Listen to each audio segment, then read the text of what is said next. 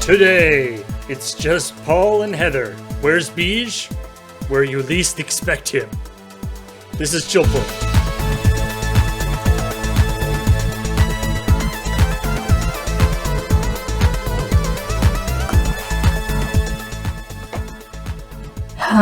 Yeah, you gotta watch out for that weird beach weather outside. It's full of beach drops, and you don't want to get caught in that. Oh, the weather outside is frightful.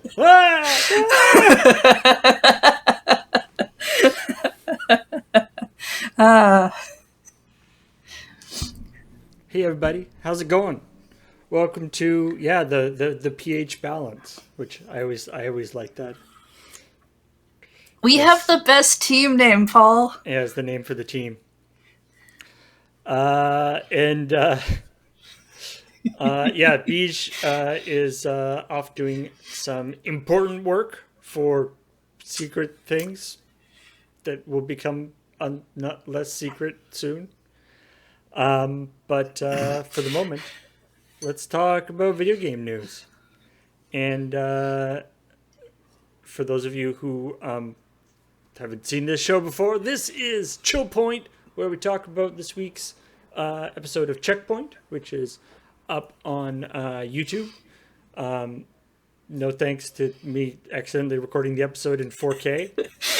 It's extra crisp this time. Yeah, you probably didn't actually know. It probably doesn't actually. It's not in 4K on YouTube. I don't think. No, I exported it in 1080, so the original footage is in 4K, but you're not gonna really see it. Yeah, it is regular crispy. But yeah, I hope you check out the show. I like that has become people were talking in the chat beforehand as the homework that you have to do before you come and watch ChillPoint. Well, we kind of expect that you've seen the show already, because it's not like it's very long, and it was a while ago. It was yesterday. There's so much time has passed. And if you don't watch the thing, then you won't understand all the complex, storylines and characters that are going to happen in this episode of ChillPoint. Yeah, you're going to be lost. For instance, yesterday you all found out that Graham's been playing a character on CheckPoint this entire time, and Beej apparently didn't get the memo. So now you get to sort out which parts of Beej are real and which ones are not. Because some of his stuff is scripted by other people, which means he doesn't know which parts are his character and which ones are not. What I love about that, actually, is when we sat down to record, Graham and Beej were like, so who's going to read which part? When they sat down, they hadn't actually decided who was going to be the one who was supposed to be playing the character, which was the one who's not. The names are made up, but the problems are real. Wait, no. The problems are made up, but the names are real.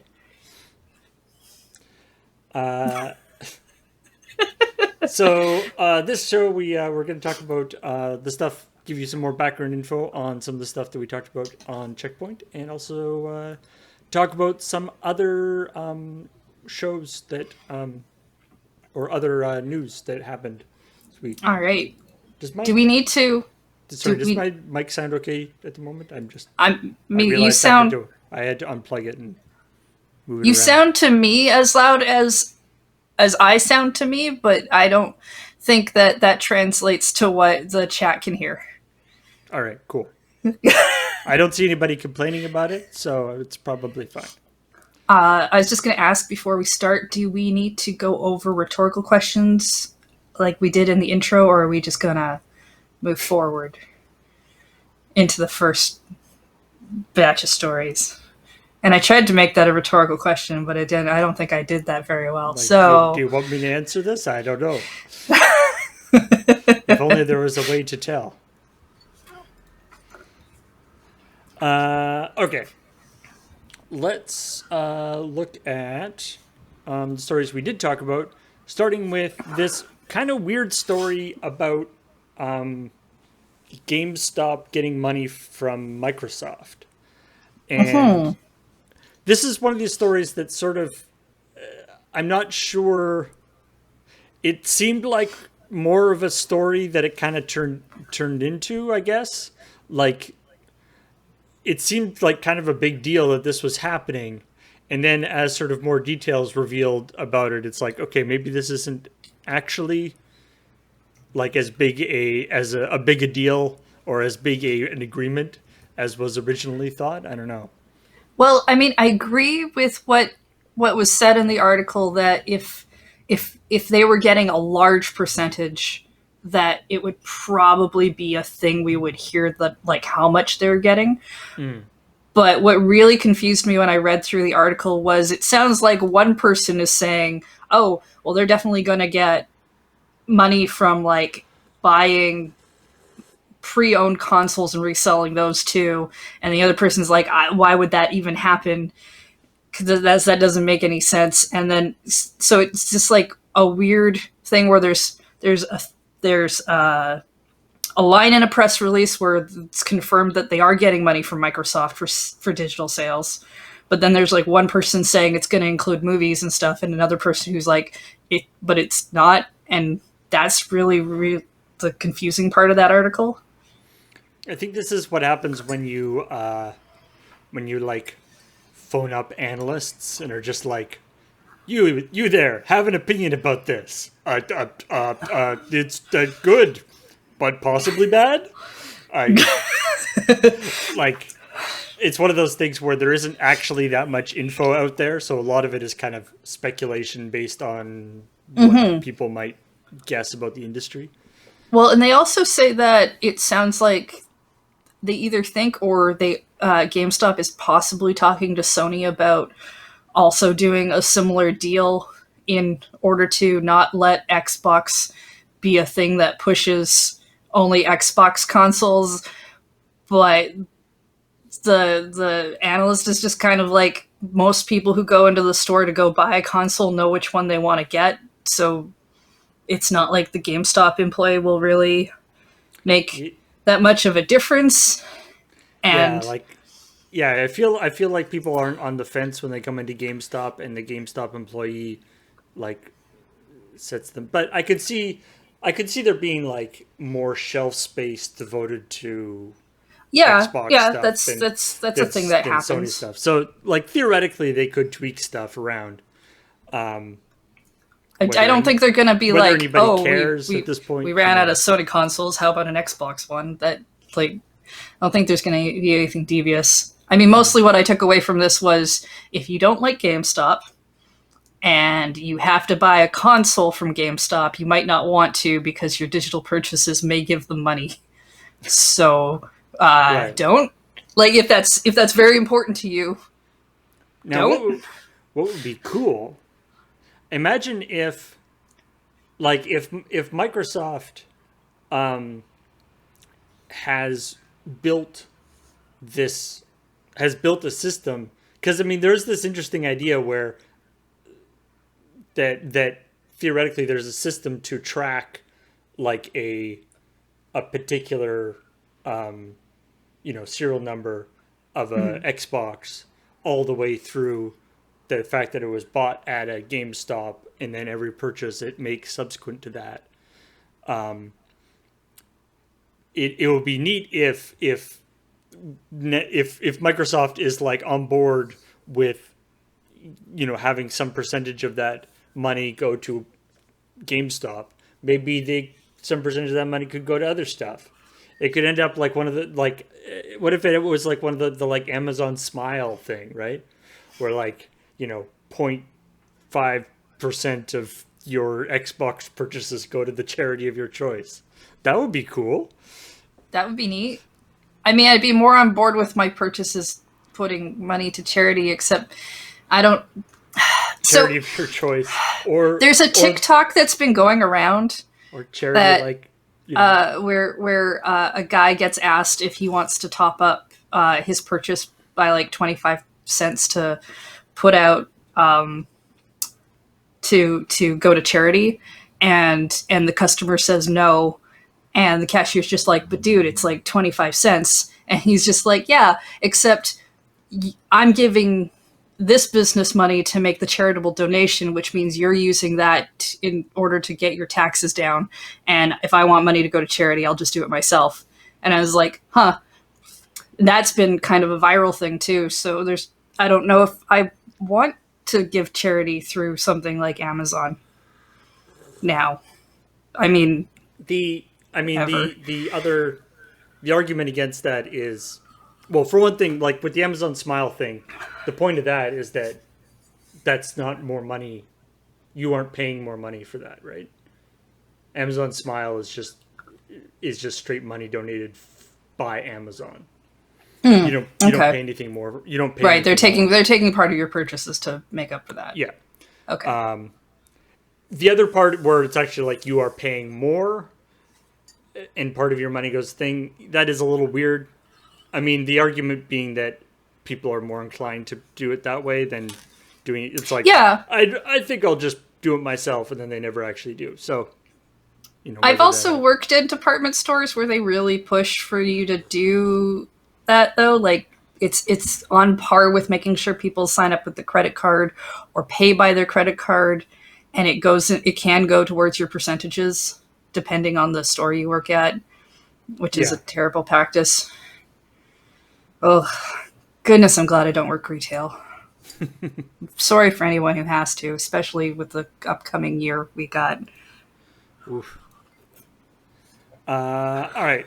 Let's talk about popular Twitch streamer AOC, Alexandria Ocasio Cortez. This was a really neat. I mean, I didn't actually watch a ton of the stream, but it was, it's a neat thing to have to have a politician sort of getting out there. I mean, it's funny because like I've heard articles, I've seen articles talking about, it's like, oh, this is great, the being, showing the persons who are really down to earth and accessible, and not going through some brand management or policy management company, but you get to see the real person, which is nice. And it's like that's also what Trump tweeting does. So it's not necessarily like better to do it that way, but if it's somebody who is you're already interested in hearing the opinions of or the thing of, then yes, it's cool. And it's neat that apparently she did a pretty good job too. Like she actually played the game quite well. Played the game, had fun, was personable. Yeah, It's yeah. important qualities in a Twitch streamer, from what I understand. I love. So Yeah, yeah. I guess she's got a backup option if these things don't work out. Yeah. If she wants to make some real money, Twitch streaming is where it's at. Forget this representative stuff. We cut the audio during the intro, but the video that I used for the like intro for the CheckPoint episode is a little clip from her thing, and it's great because it's when she was when she actually was the imposter. And she does the great thing of like, oh, I'm just following this somebody else. He goes, oh, it's her, but oh, she's so nice. I can't kill her. Oh well, cuts her in half.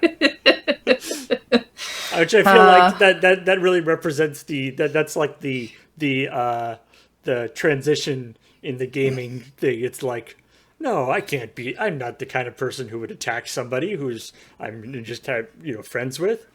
Well, that's how the game is played. Yeah. I mean, it's funny because like the news item is essentially AOC streamed Among Us, and a lot of people watched, and there was a campaign to go or promoting about going out and voting.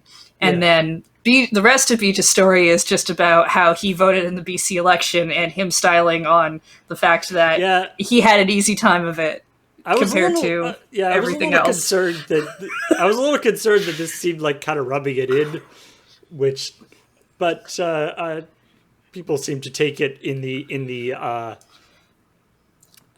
way it was intended, which was as a it's a good thing. It's a good pivot, especially since we did mail in our votes, which was nice. I'm glad I didn't have to go to a place with other people. Yeah, I did the mail-in thing too. Yeah. Although, as I was saying, I was saying to somebody else that it's at the point where I got like super weirded out by having to like lick the envelope. Like, oh wow, yeah. Like lick the envelope and like put it in, but like, I hope whoever is going to be opening that is like wearing gloves and stuff. I imagine they have to be. It's also going to be like several days between when I licked it and when it goes off. Yeah, but even just from the perspective of if your person's sitting there having to open several envelopes, I can't imagine that you're doing that barehanded.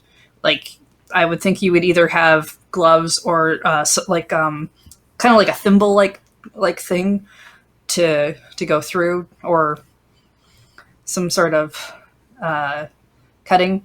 But you can, because envelopes are it's just dried glue that you're wetting to activate. You could try, and honestly, the glue always tastes awful. A sponge with a little bit of water actually does the same thing. If I have to do like when we did like the mail the mail outs, use thing. This is when it's just like one thing. Yeah, it's good that they don't make it so that there's like some special substance in your saliva that like catalyzes the reaction. Oh, that would be weird. I still remember that stack of postcards just sitting in the middle of the break room with people's names on the board, being like, "Did you do the signing yet? Did you do your job yet?" It's like huge stack. Yeah, I had to because I like requested a mail-in ballot before I requested it right when they like the next day after they announced the election,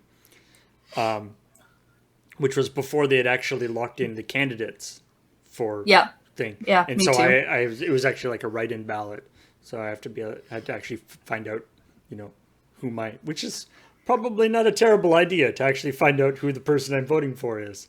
Yeah. So anyway.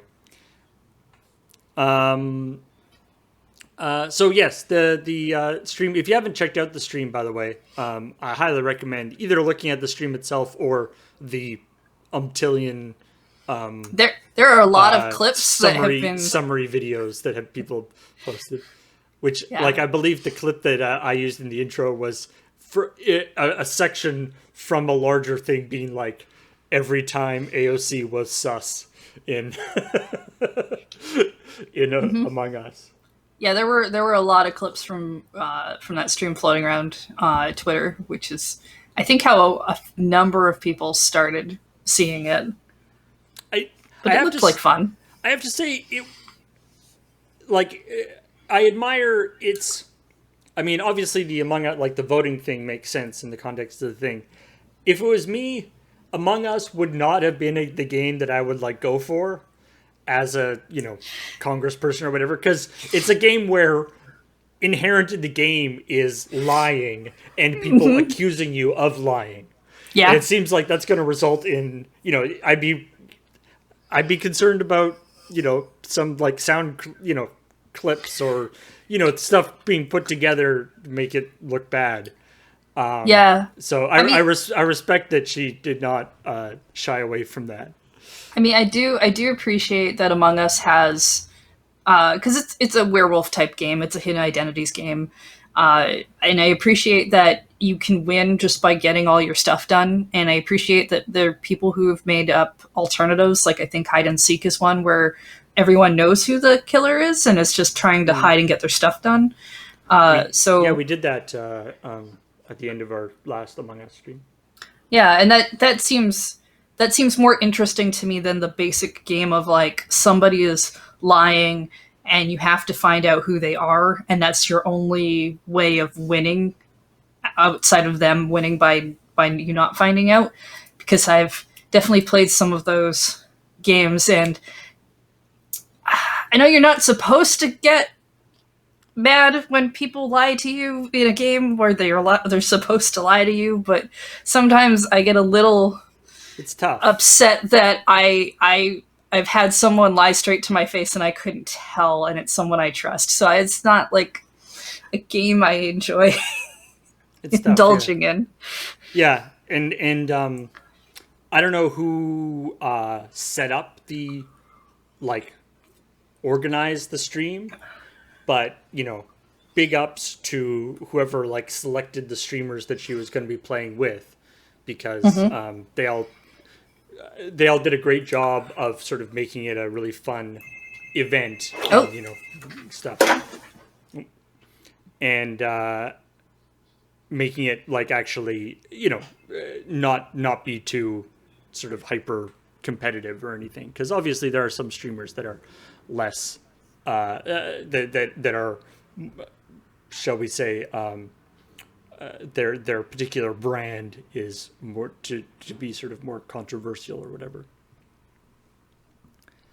That being said, if AOC or any of her representatives are watching, and you want to up your streaming, your Among Us presentation game, give us a call, because technically speaking, I think there are some aspects that could have been improved from the actual presentation standpoint. Other than that, everything okay? yeah, that was just my mail. I told you the sound for our door is weird. Yeah, I don't know. Probably like, yeah, having a bunch of Canadians run our stream would not be like a good look. But anyway, we'll white label it. Yeah. All right, other stuff. Cloud gaming is a thing. Starting with Pac-Man Battle Royale-ish thing. Pac-Man Mega Tunnel Tunnel. Battle. It's the game where it's the I love the like spectator view where it's just like whatever 64 by 60 Yeah, or that's 64 kind of interesting. grid of Pac-Man mazes. And then you have to and which is a neat idea, and also the idea that the audience can vote on boons and banes. I don't think they actually call it that in the game. That's I don't. just our word Yeah, for that it. seems like a thing we call our stuff. So, But but like, because Tetris 99 and Mario 35 are those kinds of games where this they're is the battle halfway in royale between. thing, and you can see what's going on sort of in the little screens around you. Right. Generally, when you're done, you just kind of leave. Like, especially if you died early, you leave and you go start up another match because you can't really affect anything beyond that. And so the idea of like having a thing to keep you still there when you're done your turn because you can't play anymore, you become a ghost or whatever, is an interesting idea for it, I think. Yeah, and you can like sneak into other people's mazes and steal things. Apparently. Yeah, that's also something I haven't seen. Yeah, like I don't know that I really want to play a battle royale of Pac-Man. Yeah, I never actually really liked Pac-Man that much as a game.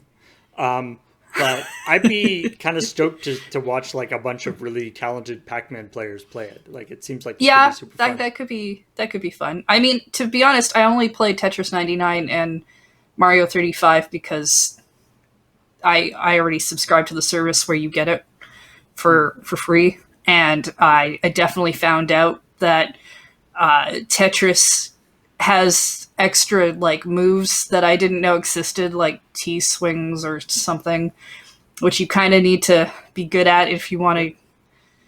There's What's it? specific moves of like when the blocks get really close that you swing them in, and it gives you bonuses in the game Oh, or something. I don't. That might not be the name for it, but it's it's stuff I didn't know existed, and that kind of thing. Like I like Mario 35 a little bit better because my brain doesn't have to watch a bunch of blocks fall, but at the same time, you get stuck in a level with like three Bowsers on your tail, and you're tiny. You're not gonna make it. three three Bowsers. That's too many Yeah, Bowsers.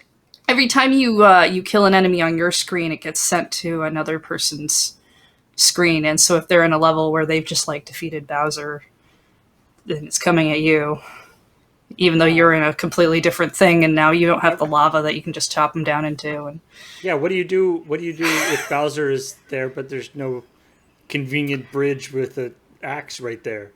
well, if you got a fireball, you can hit him a bunch of times until he goes away, which is not going to be great if you've got less time on your countdown timer. But if you have an invincibility star, you're generally pretty good. Otherwise, you're going to probably do what I do, which is just run through him and try to get far away and find something else to not die. Hmm. I don't like that idea because I'm. It concerns me that maybe that would make Bowser figure out that maybe he shouldn't be standing on a bridge over lava with a convenient axe right behind him all the time. And if he ever Yeah, figures that out, we're doomed. yeah, Mario's doomed. I'm not sure if like maybe he's like, I've got a castle and I've got a lava moat and I'll put the drawbridge out because I'm gonna fight you. At least I'm not gonna just stay behind my lava moat, and then like the toad who's actually there instead of the princess is like, oh hey, look, an axe. I'll just stick this over here and maybe that'll be useful. Or if he thought, Yeah, well, I'll want this here for the convenience of getting the thing if I'm not doing so well. yeah. I think Bowser misunderstands how like a drawbridge is supposed to. Like you're not supposed to open the drawbridge and then go out onto the drawbridge to fight the guy. That defeats the entire purpose of having a drawbridge. I feel like. Anyway, so this is a new game that's going to be on Stadia, and as you talked about with Tetris and with Mario, uh, it feels like this is something that should be free with Stadia. Like if you're already subscribing to Stadia, like I feel like this could be a thing that would be like, oh hey, this is something that I can play Mm-hmm. on Stadia that I can't play anywhere else, and presumably this is actually using the Stadia technology, Yeah, and be which a way and to so like sign you up onto Stadia instead of. yeah, and if this is using the sort of proprietary Stadia server stuff, so it can't be on a different system. It's kind of like a it's a whatever killer app. It's a lock in thing for Stadia, which seems like it would be something that maybe you would want to just give people to get people into it, rather than having to buy Stadia, subscribe to Stadia, and then pay Yeah, $20. or have like a version of it that like maybe because battle royales you want to have the people around to play it, and so you need a user base who's playing Hmm, constantly so people can get into matches, right? that's So I true. would Yeah, think that they would have like a free mode because I think there's a demo. Tetris Somebody said. Tetris 99 originally was like, oh, you belong to the Nintendo online service, so you can get this for free if you belong to our service already. So it's not technically free, but uh, after a while, they did sell like a $10 DLC thing, which was basically just solo mode, which you can buy regardless. I think you can buy regardless of whether or not you belong to that service. Hmm. So it kind of surprised that this isn't meant more as if you belong to Google Stadia, you can just have this, you can play it, and then maybe there's like an additional thing you can buy. Oh my goodness, really? And if you don't care about Stadia, then you can check out Luna. Actually, no, you probably can't because it's currently in closed beta. But it is launched, and some people are getting into the closed beta. And so Luna is the Amazon cloud gaming thing, and which the thing that I was reading about it, and Beach mentioned here, I appreciate the, I guess, simplicity of their proposition, which is basically going to be, let's have channels, right? So you have like the Ubisoft channel or the Amazon channel or the whatever IDs, or I don't know, different channel, whatever different the Electronic Arts channel, maybe the Activision channel, and like all the games could be under there, or maybe there would be like the action games channel and the sports games channel. They haven't said what the channels are going to be, but the idea that to kind of have it in sections like that could work.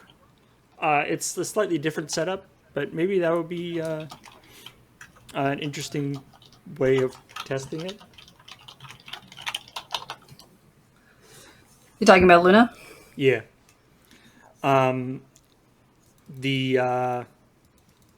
big thing that came out of this story for me was I wanted to have a thing. Beach talks about all the big companies are trying out these cloud services.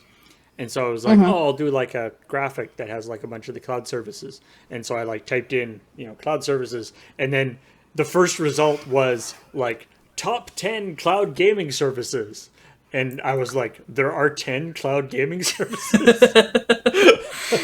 and I mean, I was looking through and so I looked through that and, grabbed a bunch of the logos and stuff. And yeah, there are way more cloud gaming services than I realized there were.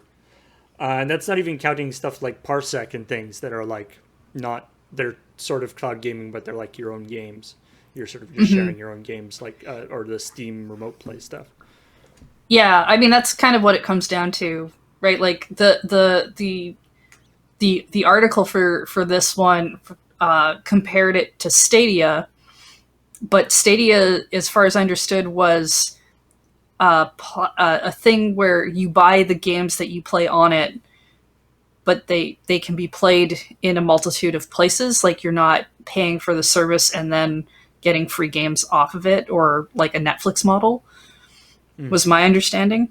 But Luna is meant to be more like that, except they've channeled their stuff into different areas.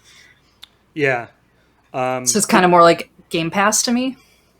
Yeah, I mean, the big concern I have with Luna is that, like, I have Amazon Prime, and Amazon Prime Video, and a while ago, Amazon made a change to Amazon Prime Video where at least half, if not 2/3 of the stuff on Amazon Prime Video is not actually stuff on Amazon Prime Video that you can watch with Amazon Prime Video. It's stuff that's on, like, it's either like rentals or other channels that you have to pay extra for, and it's all jumbled together, so you can't really tell what you actually get for free and what you pay for.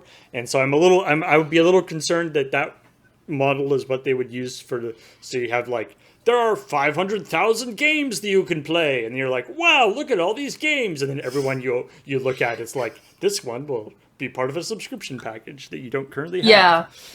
Well, and for now, it's like Amazon's gonna do channels that you subscribe to and you play like your different things. But like that was kind of a thing with Netflix at first too, where, I mean, not the channel based thing, but the idea that everyone gave their stuff to Netflix because they were like, oh, whatever, this isn't like going to be a thing that takes off. And then it does, and then they start to splinter off Right. into their Yeah. own things. And I mean, we already have a bit of that too, because I think EA's got their own stuff and Ubisoft has Oh their yeah. I own mean, online equivalent stores and well, weirdness. everyone's had their own stores for a while, and that's been like a thing with everyone splintering off and then kind of splintering and then merging them back together and all these weird things. So they're like, there's like there was like the Origin store and the Ubisoft store, Epic store, obviously, and all these different stores that are sort of, and then some of them kind of locked together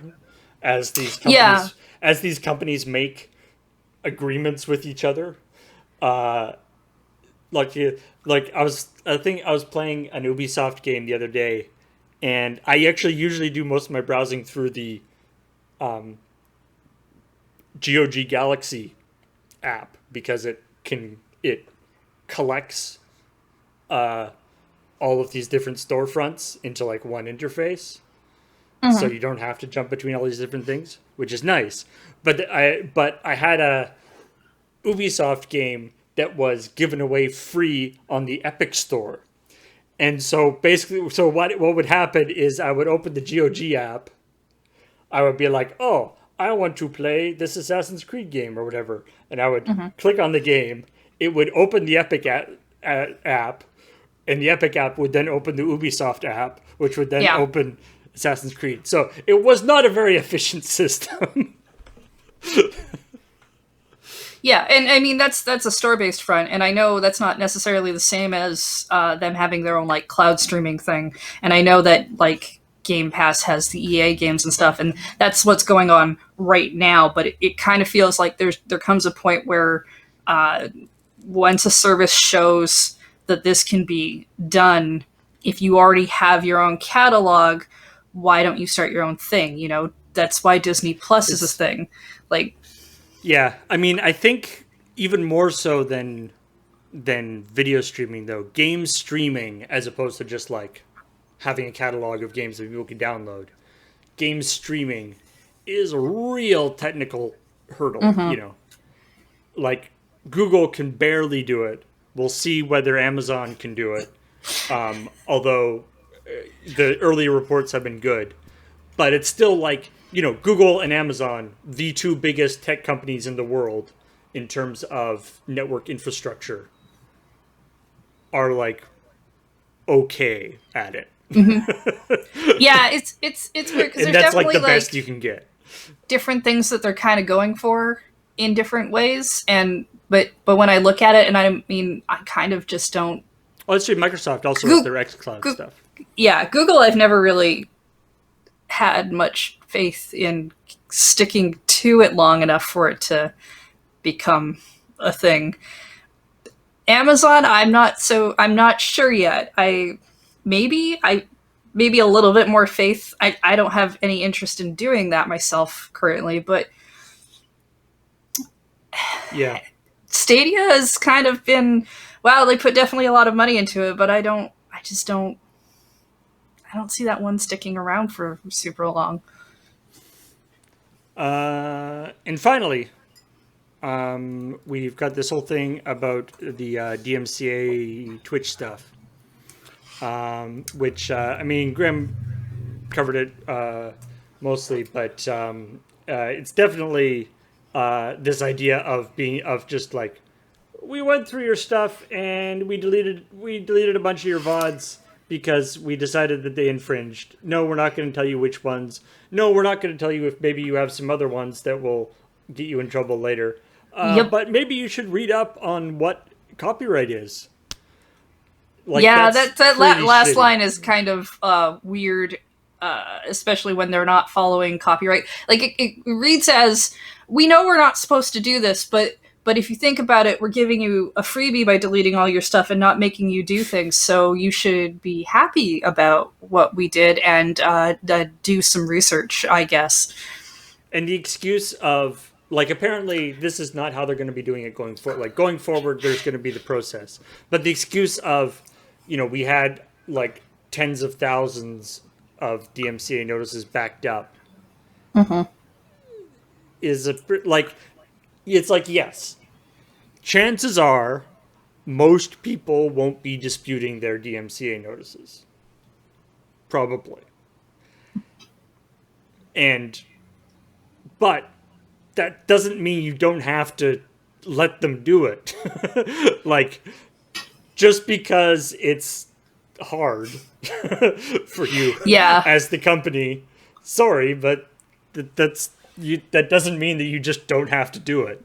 Like it's you have a video service that involves content that people are playing that is clearly not content that they fully own. And that's outside of music, right? Like this, they Right. build themselves as a video game streaming like interactive thing. But so you would think that they would know that they would need to have this process in place already, And or that I is a mean, thing they would have to deal with at some they point. have the muting process, right? But the idea Mm-hmm. that, I don't know. The rumor is apparently that they thought that there was or that they were gonna that they could roll out. There's like some third party software that they were gonna use to handle it, and so they were like, "This will be great. We'll do this, no problem." And then it turned out to not work as well as they were hoping, or not integrate with their system, and so they were kind of scrambling on it for a long time. I don't know, but Yeah. yeah, It's just not a good look yeah at when very minimum. when people are saying that you're not doing as well for communication and transparency as YouTube, not a good look. Not a good look. Yeah, and the mass email thing is also not great. Like it's already like kind of like the worst thing they could possibly have handled it, and so to take any steps back, but it at the very least, like when stuff gets muted and I go and I look at a VOD and I'm like, oh, hey, there's a section here that's muted, I can kind of maybe figure out what I was playing at the time that caused the muting and know not to play that anymore. Right. But it's especially the case with, with, of course, with Twitch, with video games. Because, like, as you were saying, it is, it is kind of a legal gray area in already. The actual gameplay itself. And then there's this aspect of the songs in the game, right? Mm-hmm. Is it the streamer's responsibility to know the licensing for all the songs in the game that they are about to stream before they do it? Right? Like, because that's gotten lots of people in trouble, or not in trouble, but like that's something that is frequently the cause of muting on Twitch, is because there's copyright songs in the game that are not licensed for streaming purposes. And so you'll get your VOD muted. And some games have a thing where you can turn that off, for which sometimes works and sometimes doesn't. But the idea that the solution, that Twitch's solution to the problem is, rather than telling you which of your things are going to be a problem, just saying, read up on educate yourself on the law and you'll know. I mean, they're supposed to be covering it or have covered it in their creator camp thing, which I haven't gone to check out. But it doesn't. It when they tell people that and they kind of don't go about it in a way that sounds like it's supposed to be the right way in the first place. I'm not enthused or thinking that their creative camp might be reliable. There's was it Control? I was playing Control, and it has a turn off copyright music for streaming purposes, little checkbox, which is a nice thing to put in a game. And when we stream on Loading Ready Run, I'll use that. The problem is there's one specific area in Control that is timed to a song that they can't use, and they didn't replace it with anything. And so I was just like playing this level, and then I died. And I didn't know why. It was because the time ran out. But the because the song finished, but I didn't know that song was playing. I believe there was I can't remember the name of it, but I thought there was a dating game or something that had a section that you end up going out on a date into like a place that has music, and it's got like a little bit of a rhythm section or something, and they had cleared that song to be something that you should be. Was that Dream Daddy? Yeah, okay, it was Dream Daddy. Where that should not have caused copyright claims on YouTube or streaming or something, but they found people were having problems with it still, even though they cleared it. So they you could toggle on a thing about making it stream safe, and they swapped out the song for something that made fun of the fact that they couldn't. Your Nice. thing would still get copyright claimed even though they cleared it, which was really good. Because yeah, I mean that's the other thing is that you copyright songs. There's a lot of the stuff around copyright is just sort of assumed you're in the wrong. We play, we play of course Big Giant Circles during all our breaks and stuff, and that is that's officially that is explicitly given to us by Big Giant Circles in order to play during our that has been we have been given permission to do that. I don't think he's got his stuff in the database or whatever. But if he did, we could get hit for that, even though we have permission to use it. Yeah. And that's happened before with some songs we license for like Dice Friends or for other shows. Specifically Heat Death. Yeah. We have paid to license that song, but because it's in the database, it's like, oh, they're using the song, grab it. Yeah. And then it's up to you to say, no, we own this. It's not assumed that you own it. It's not assumed that you licensed it. Yeah, you have to prove that you licensed it, and which is part of the reason I think they have to give you the counterclaim and whatnot. And I mean, Graham is correct about the YouTube backend and the whole cottage industry of people who try to claim stuff that is not theirs, but act like it is. Yeah, we've gotten claims on like Apple loops before. Yeah, and those aren't supposed to be something that are in there. All right, and the final story, which is the story that got cut off, kind of, is the thing about EVE Online, which I like. I'm encouraged, or I like that everyone was like, "Oh man, I would totally listen to a podcast of Beach telling EVE Online stories." I don't think that's going to happen, by the way.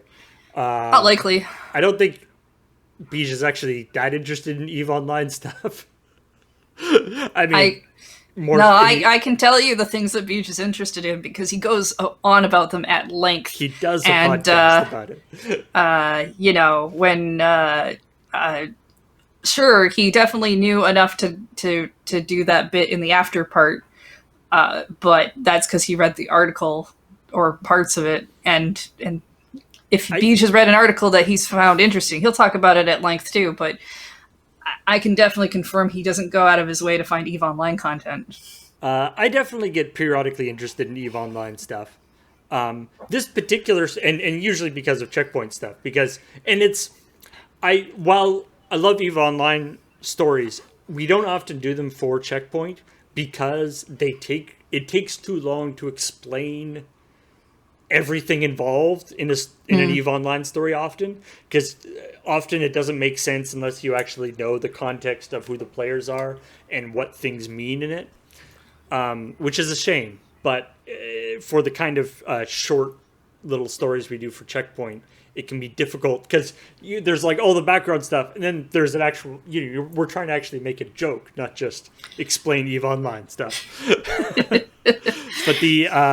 my favorite, so this story is about that the alien invasion is now over. So the Triglavians, whatever their names are, the aliens Seems right. the aliens that were invading the Eve universe for the last while, that invasion is over, and what happened is all of the systems that the aliens had taken over have like warped out of existence into a parallel dimension. And some of those systems were actually like important trade routes.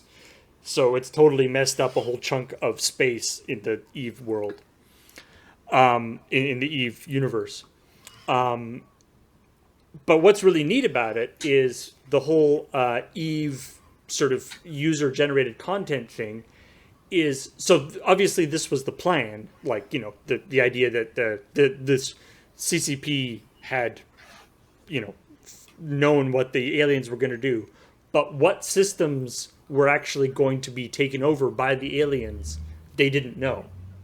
That was, which systems were taken over by the aliens depended on how, you know, how the users banded together and defended certain systems. In some cases, a large faction of users helped the aliens take over systems. And so what systems actually got warped out and got transferred to this sort of parallel dimension thing wasn't set. And so there's, you know, so they could have, you know, systems maybe could have been saved or other systems could have been taken out. So that's quite cool.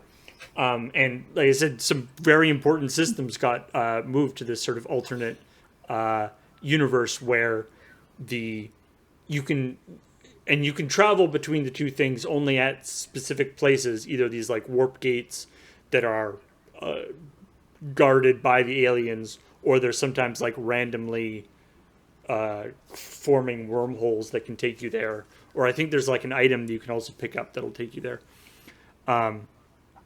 So there's ways to travel to this sort of alternate dimension and fight the aliens and stuff.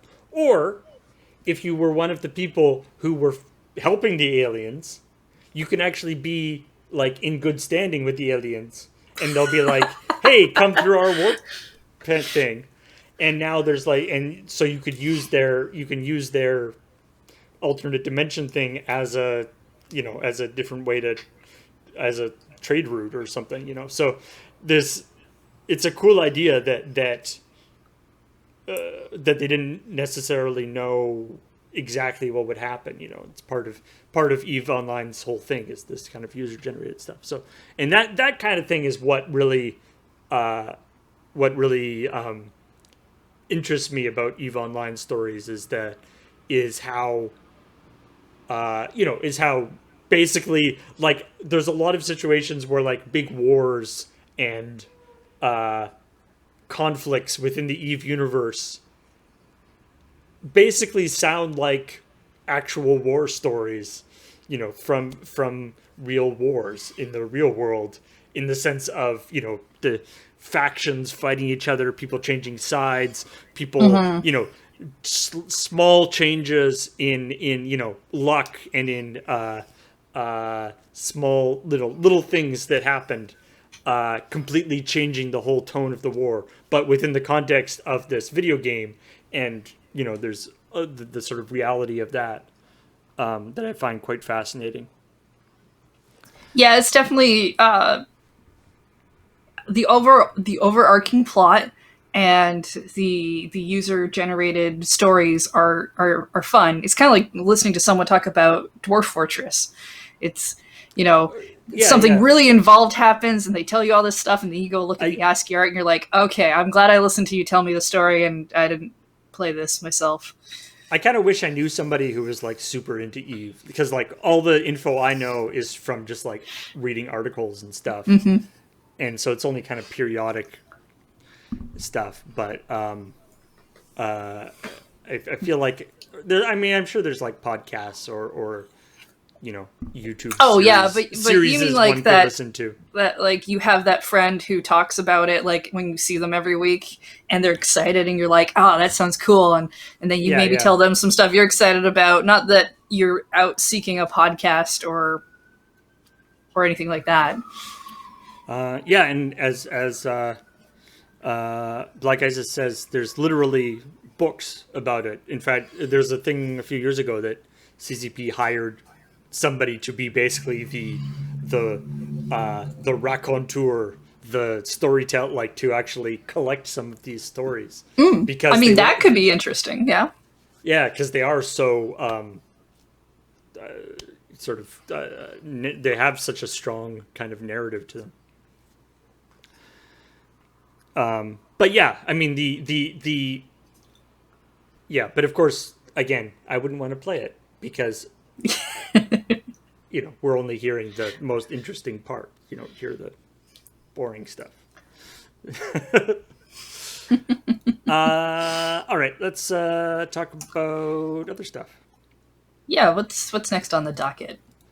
There's a new mode coming to Civ 6 that is basically an homage to the original Sid Meier's Pirates! Exclamation point.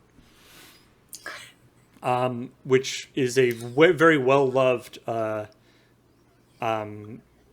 game in sort of the simulation thing, and I don't know if it actually is any good, but it's apparent. Like it sounds like it's quite a departure from regular Civ 6 gameplay. So it's kind of neat that they're Yeah. doing that. I watched the video. It looked neat to see the ships move around, but all it really made me want to do was play the game where I can move the ships around and not have to do any of the other Civ stuff, and maybe not have to actually interact with other players because I will die a lot. Assassin's Creed Black Flag 2, please. Yeah, Black Flag's supposed to be really good, isn't it? It's like one of the loved ones. It's generally considered to be the best of the like previous generation, like the current, because the current ones aren't sort of in a different mode, but in the like in the like old Assassin's Creed mode, Black Flag is generally considered to be one of, if not the best, and it has all sorts of sea shanties in it. It's the best. Oh, I mean, that I can get behind. Actually, the best part about Black Flag is that sea shanties are collectible. Like you collect more things, and so at the beginning, your crew only knows like 3 songs. So you're like, okay, maybe we're not going to go on such a long voyage. We're going to stop in on this island and try to learn some new songs before we go on the next voyage.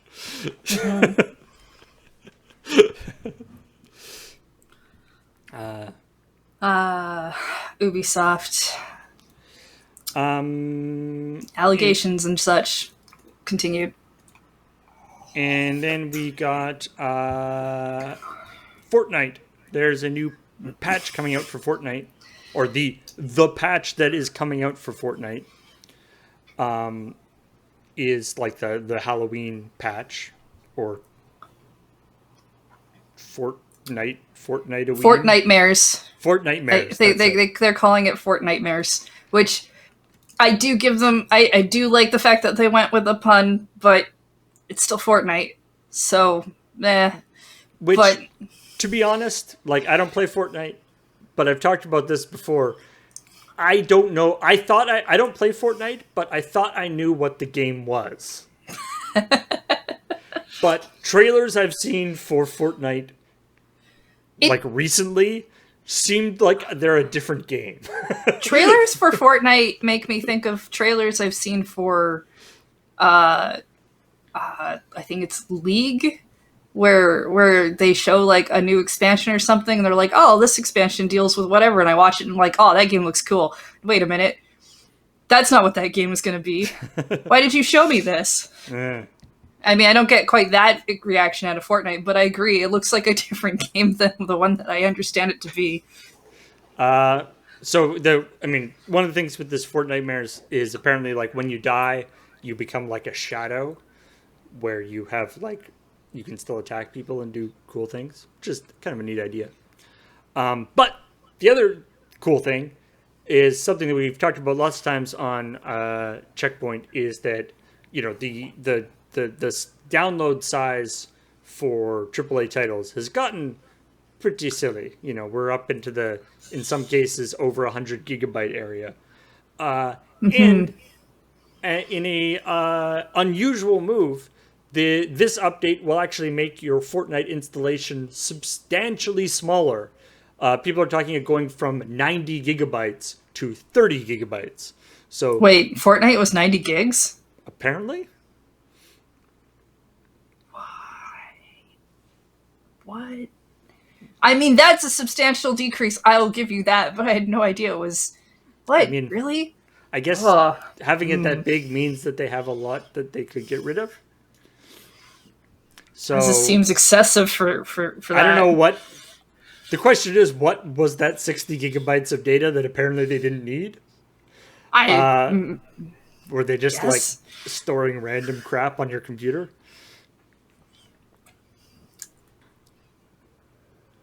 I think.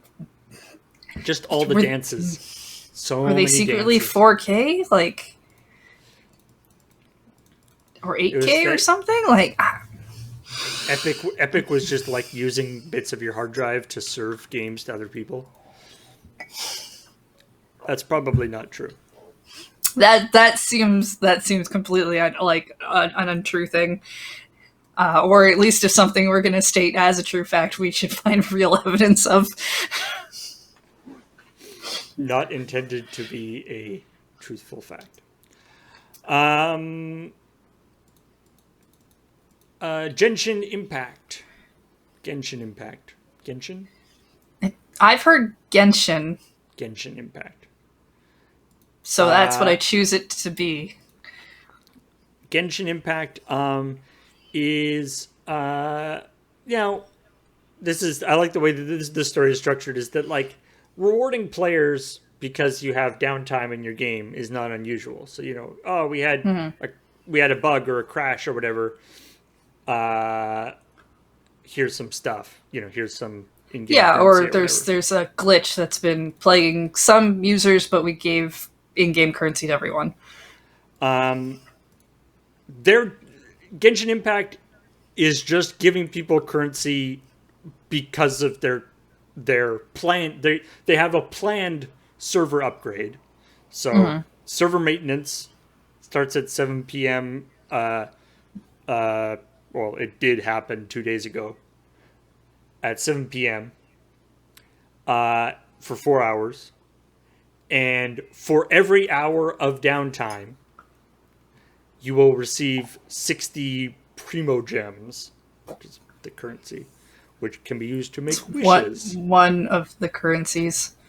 There's a couple. So if it ends, if they do the, I like this because if they do the maintenance faster, you'll still get the 240 Primo Gems, but if they take longer than 4 hours, you'll get even more Primo Gems. I kind of like you get money. It's like a really crappy version of the server uptime guarantee for like a connection, like a contract for a web server, where it's like you have 99.99999% uptime, and every hour you're offline, you get a certain chunk of stuff back. It's kind of like that, except you get in-game currency, which costs them nothing. So it's not like a great thing, but I kind of like that idea. Yeah, I mean, if nothing else, it seems like it's a method of we know that the server's going to be down, and if we let you know that you're going to get some stuff if you log back in again. I mean, it's very much set up in that way of like do your daily login bonuses and such anyway. So, but it definitely seems more like hey, we're gonna take this game away for a bit, but when it comes back, maybe get enough currency for a free pull. Apparently, like, it's not that unusual in these sort of gacha type games. So I don't know. Maybe it's not that an interesting piece of news, but I just thought that was kind of cool. Depends on the game. I found Fire Emblem Heroes gave a lot of their, I think they were orbs, away pretty frequently. Probably. Pocket Camp often was like, oh, there was a glitch, and I was like, there was, and they're like, have the cash thingy, and I'm like, okay, I guess, whatever. Wouldn't it be nice if that happened in real life? Like, oh, we had a glitch. Here's some money. I think they call those. I think they call those lawsuits. Well, but you don't have to They're a do lot anything. harder to do. Yeah, but sometimes you're part of like a class action lawsuit. Right. You Yeah, know, I like guess. with like where you get like maybe $2 later or something. I don't know. I get emails every now and then that's like, your email, were you part of the Yahoo email? Then this thing of whatever, and I'm like, yeah, that's not happening, but okay, whatever. Right. Bank error in your favor. Collect $200. I don't think that's a real thing, Monopoly. Like, I don't think if Pretty there sure the bank will not do that for me. if there is a bank error in your favor, you do not get to keep that money. Like, the money just doesn't. You don't just like keep that. The bank keeps very close track on that kind of stuff. I'm pretty sure that's illegal to keep that money. Not so. What I'm saying is that Monopoly, the game, is not a perfect representation of how the system works. So maybe don't Yeah, believe it.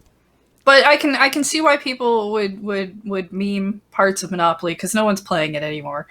Um, so all we have of left of Monopoly is things like go pass go and collect $200 and Mm. bank error in your favor and buying railroads. No one plays Monopoly. That's it's not a thing you should do. Uh, you know what you should do though? You should What should I play. do? You should play Doom Uh, Eternal, which is Doom Eternal, but they are going all in on these the VTube thing. There's a VTuber who goes by the name of Corone, I believe, who their avatar is a puppy girl, and she apparently played a lot of Doom Eternal, and the juxtaposition of, the very cute, very polite VTube thing of like with smashing and killing people in Doom Eternal. yeah. So People really got into it, and it became a very popular series of videos. yeah, not everyone knows what a VTuber is, and it is essentially is a person who has a virtual avatar who streams or does a YouTube thing or whatever. Typically, we've seen a lot of them with the virtual girl puppets of Yeah, an anime-esque looking thing, and specifically, I think they've been Japanese people doing Japanese speaking some English or South or Korean. Also, I think there's a yeah, fair but amount of there's people. a for a lot of the ones I've been seeing, and this I believe this one included has been a person from another country who is maybe practicing some English speaking as well while they're doing it, and so they do have like an English audience on top of that, and they I feel like a lot of I want to say weebs have been watching them because there's this mispronunciation of English words and misunderstanding of things, and it's fun and cute in some ways. I every time I see a video for one, Beach always manages to find the one with the highest, squeakiest voice, and I can't take it. I'm like The I I don't. It's weird to me to watch this be as popular as it is because it's not like the the Avatar streaming thing hasn't been around, but suddenly there's this it's just as with a lot of this stuff. It's a time and a place and a particular, this particular aesthetic has hit, big, and yeah, in it's six in just kind of six everywhere right in now. 6 months it might be something totally different, but And there's and then like I've got nothing against the Avatar usage because I'm like that's cool. I don't even have anything against the content I've seen, but the it just seems like everyone I've seen has this really super high shrill voice that I can't stand listening to, which is not like I think that's part of the that's a me aesthetic. I thing, think but the kind I feel like the kind of anime sort of trope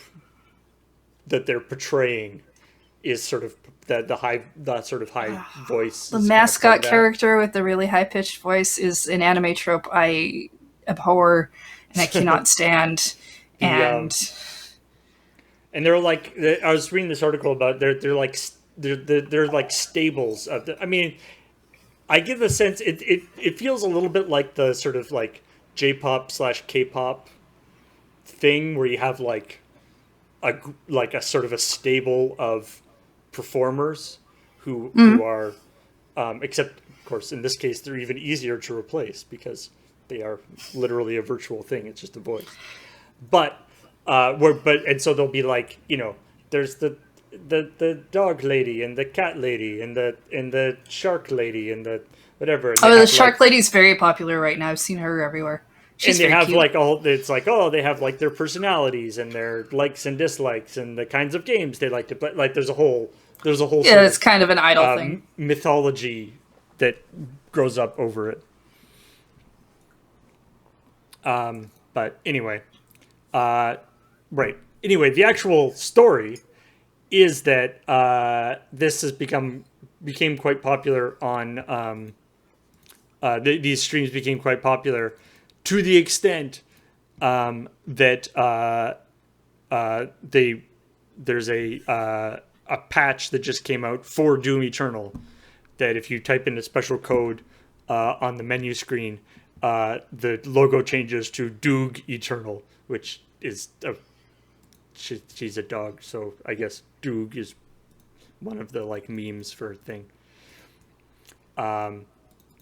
So it's just that they're just sort of embracing which I mean they were very much on board with the like Animal Crossing Doom guy thing as well, right? So Yeah, it seems like something Doom would be really up for. The Doom team seemed to be very much in favor of the sort of embracing the silliness inherent in their product. Do you want to talk about something slightly scary now? Full of teeth, perhaps? Somebody made the mistake of asking Double Fine if there are going to be freaky, weird levels in the new Psychonauts, because there's like the meat circus and stuff in old Psychonauts, and that's what they gave him. So go ahead, chat. Do what you need. Get that out of your system. It's safe now. What I like about this article, because let's face it, it's not really an article so much as this person tweeted a thing and I don't like it. Yeah. Because I do often find myself a little annoyed when I'm like, oh, thing, click. Oh, the headline told me everything about the article. There's no actual thing written here. But the entire article just writing the word nope, nope, nope, F nope, nope, nope, I hate it. And then that being it, I'm like, okay, I can appreciate that. That's at least... Mm-hmm. Yep. Teeth and... Good job. Teeth in places there should not be teeth is very, very high up on the list of things that should not be. Good job writing less than 50 words and making me appreciate it. Hey, let's talk about hiding teeth. Because Pokemon Go under your pillow. What? Pokemon Go is adding face masks for your avatar, which are available in the shop, so you can hide your teeth. That was sort of a segue. I enjoyed it. It made it sound like our next story was way creepier than it was gonna be. So you can not only so you can a face mask. You can get a face mask, and they're free. So that's nice. Yeah, your character can wear the face mask just like you're supposed to be while you're walking around. Because you're walking around, so if you're gonna be going around, your character should also be doing the safe thing. Mm-hmm. And and of course, because of stuff, there's also a special deal with Verizon where if you where Verizon subscribers can download a special Verizon outfit, which comes with a special Verizon face mask. So, yeah. Yeah, you ever thought you were going to be in that future where we literally stamp brands on our head? Well, you're there now. We just put them on face masks. Yep.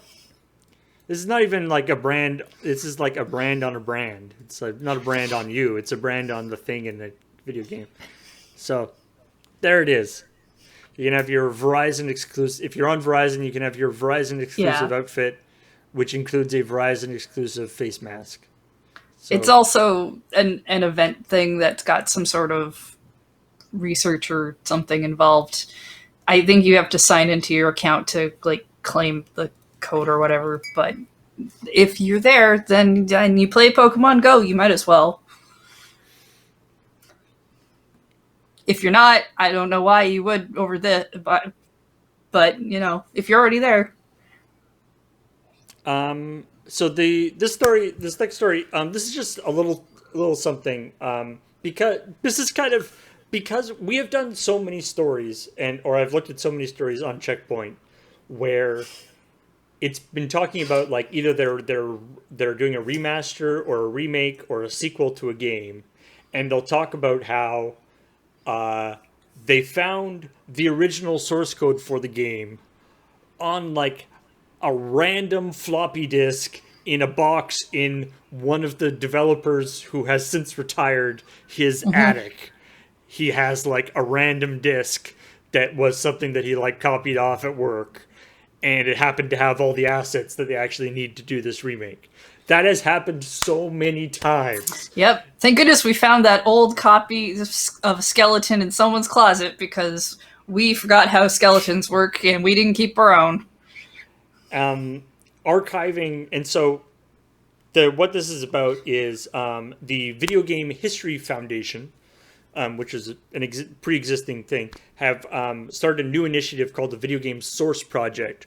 That is, so the Video Game History Foundation is dedicated to preserving the history of video games, both both sort of recording the history and also making trying to set up situations where games can be preserved and actually continually played either through emulation or whatever. And so they're adding this initiative to actually not only have the games in their finished form, but to make the source code, to be able to acquire the source code for for preservation, in a way that can be archived properly rather than on random 5 1/4 inch floppy disks in somebody's garage. So it's very so it's something that I think is a really noble endeavor. Any kind of archiving is a great thing.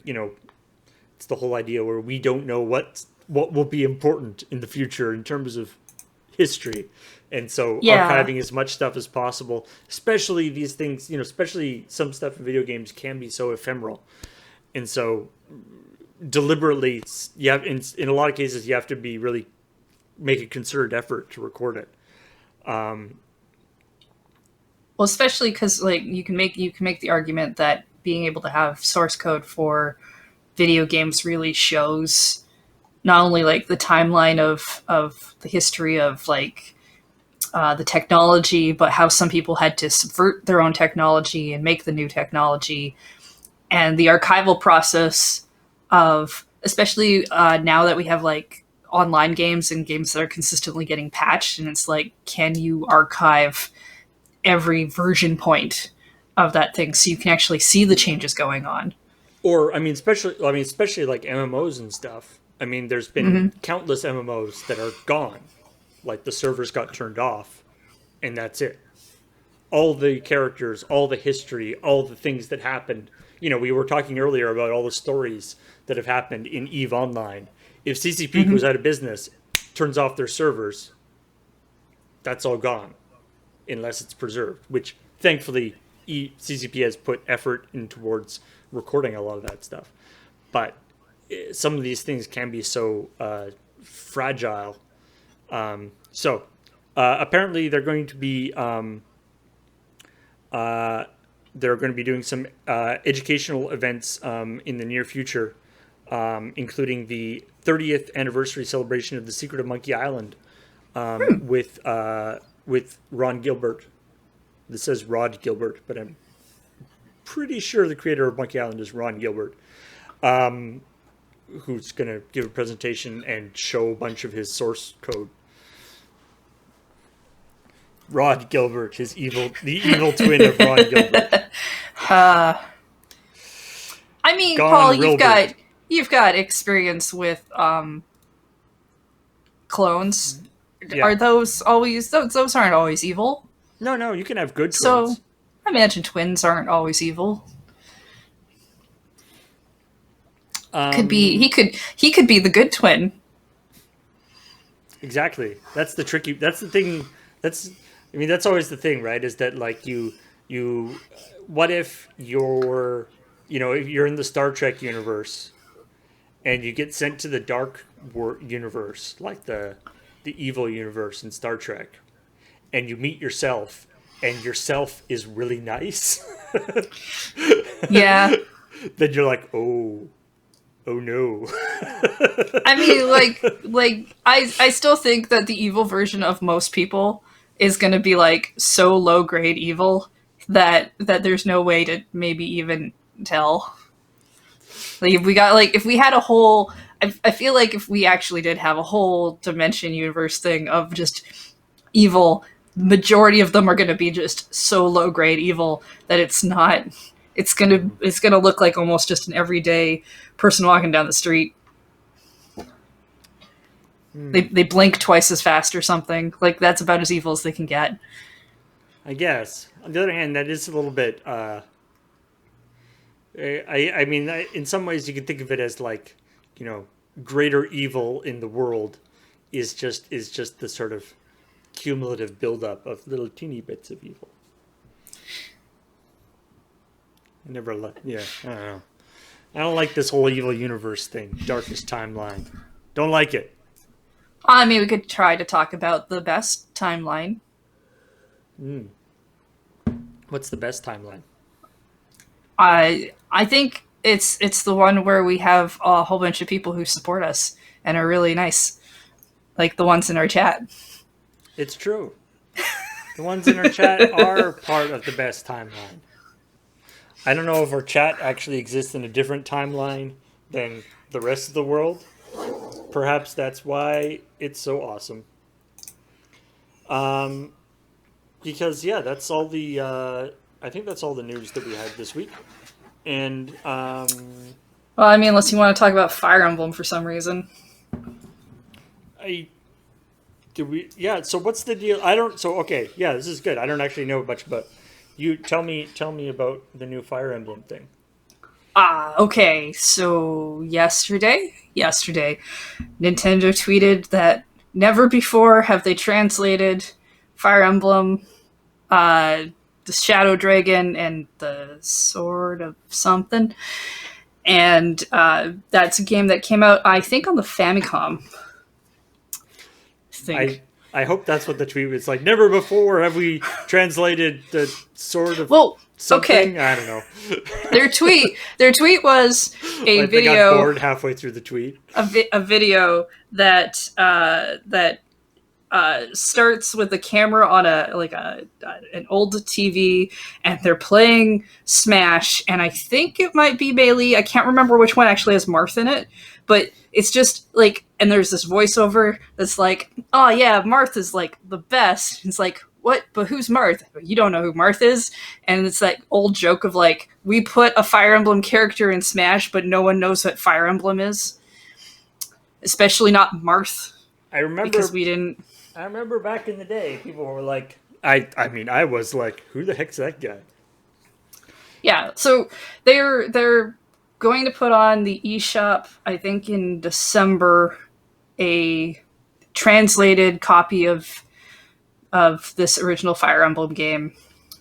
It's limited time till the end of March for purchase, and it's only digital. Even that collector's edition that they're bringing out, which looks really cool in a lot of ways, comes with a download code.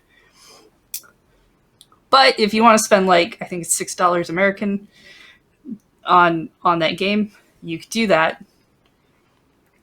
And There's mostly a lot of people being really angry about it being limited time, and a lot of people starting to say, why? "What if we? What? Okay, it's cool. You brought up Fire Emblem. It's not like we haven't had that game show up before, but you.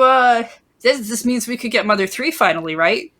To the point that it trended on Twitter in the States. How would you feel if you're like a developer of this? You're like one of the people who did this like translation and port, and you're like, check it out, everybody! Everyone's gonna be super excited about this new Fire Emblem. And what trends is not the game that you're announcing, but people are excited that you announcing this game means that you'll be maybe doing a different game. Mm-hmm. Yeah, that's kind of it's gotta.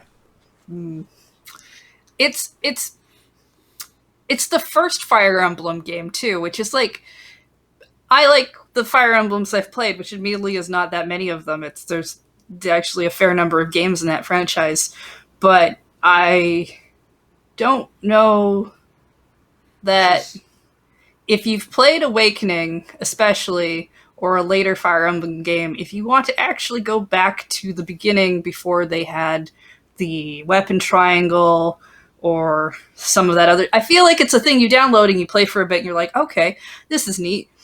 I can see why they do things differently now. You know, I don't often see many people going on and raving about Final Fantasy 14 or 7 and then saying, wow, I'd really like to go back and play Final Fantasy 1. Which is good, right? Like, if it's been consistently going downhill since the first edition, that would be bad. Like, you want subsequent ones to be better than the previous one. Absolutely.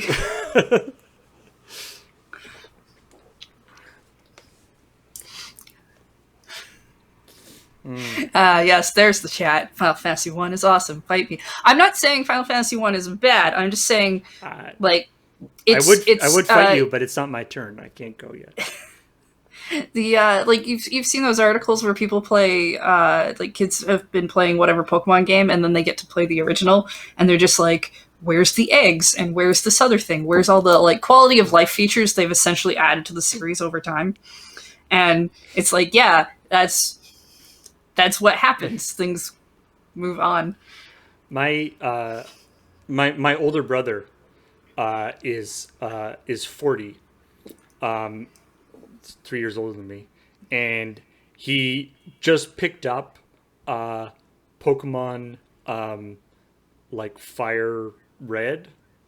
Oh yeah. Like a couple days, like a week ago or couple weeks ago, and playing it on emulator. And so whenever I talk to him now, he's like, "Oh man, just like I had this Magikarp, and then it changed into this huge like dragon thing that shoot lasers and stuff." It's kind of adorable. Aw. Has he not played Pokemon before?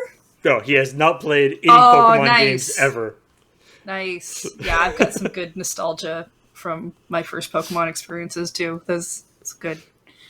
Yeah, the big thing is basically Mother 3 is a thing people really want, clearly, and people are upset that they're doing another limited time thing because that's what happened with 3D All-Stars. Now those are both anniversary related things, so Nintendo's done that before with their other anniversary stuff, but I think this is the first kind of round of this stuff has digital versions, so why are you taking it down? Yeah, it's digital. Why take it down? Do you need to make space on your servers for other stuff?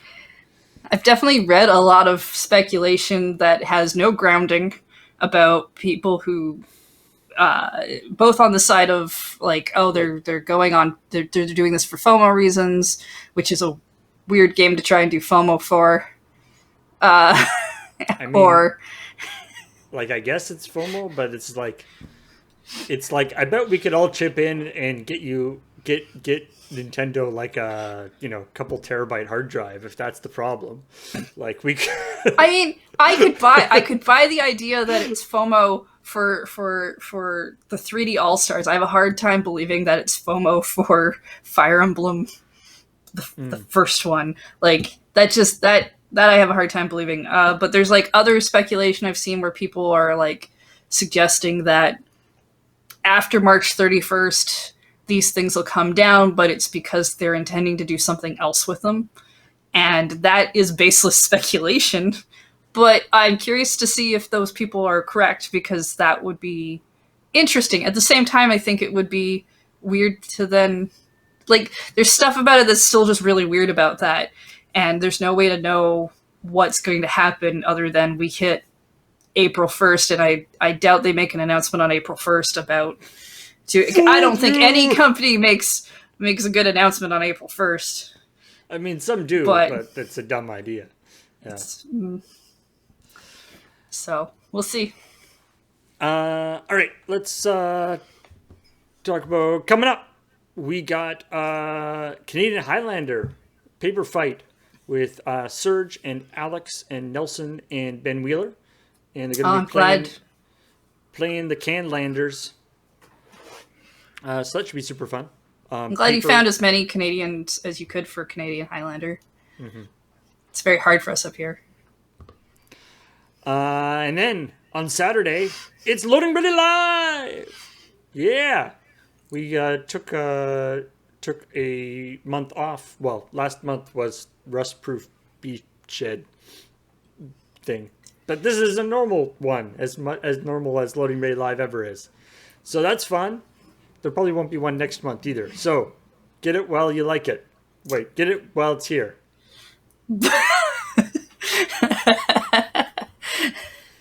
And then on Sunday, Corey's back with more cat petting.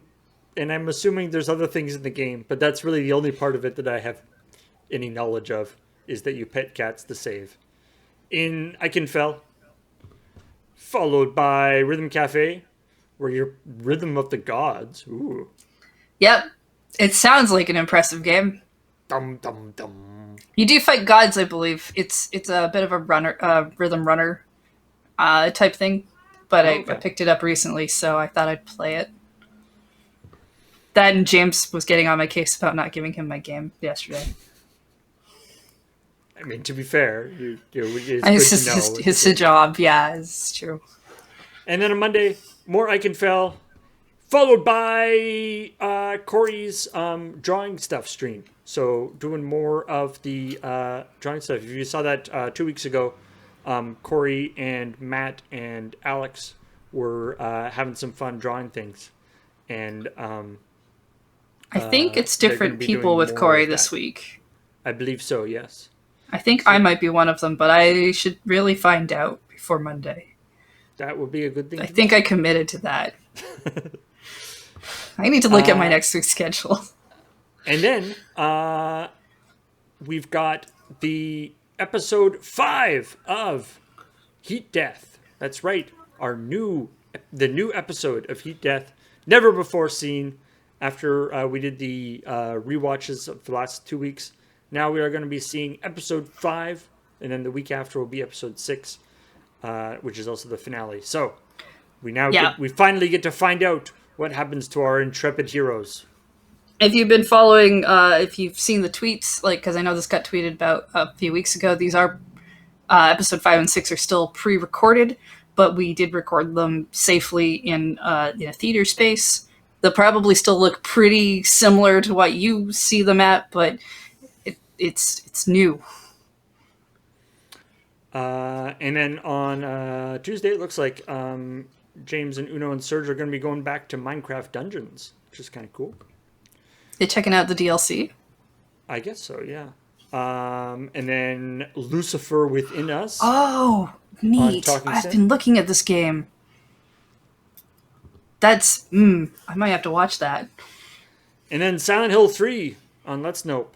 So, lots of cool stuff coming up. LoadingMayRun.com/live is the place to go for all your schedule needs. And that's also got a link to the calendar and stuff. And now, let us thank all the awesome people who subscribed during this stream.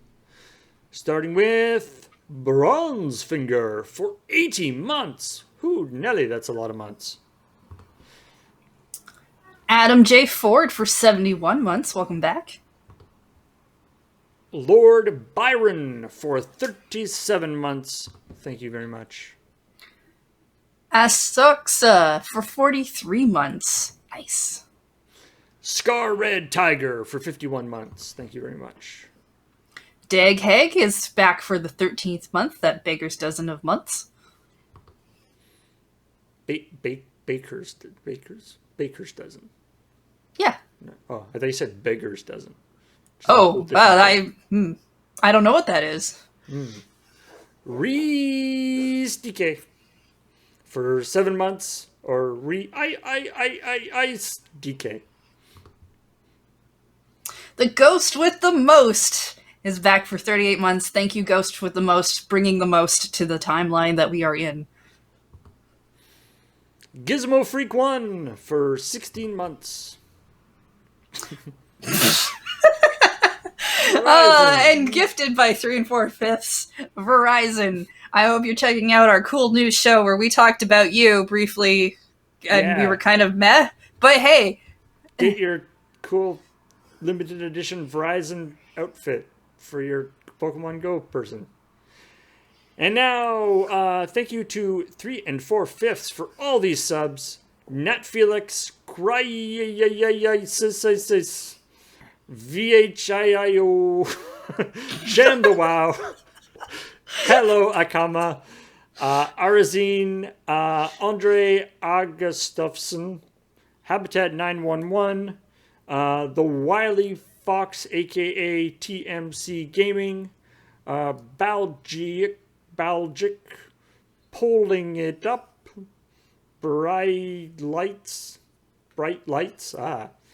Gladuier, Nocturnal Escapist, Third Games, Sage of Madness, Smokskin, Sir Servo, Night Septum, and Psycho Boy, all gifted by 3 4/5. Thank you so much.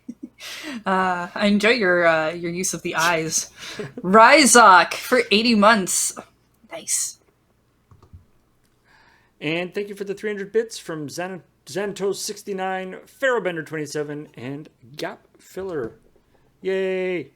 Yeah. Look at that. We made a progress bar happen. Yeah. With a muffin on it. Like, that, you can't get more gamer than a muffin on a progress bar. It's true. All right. We're going to go away. Be back just over an hour at 5 o'clock for some Canadian Highlander magic action. But until then, we will talk to you later. Bye. Bye.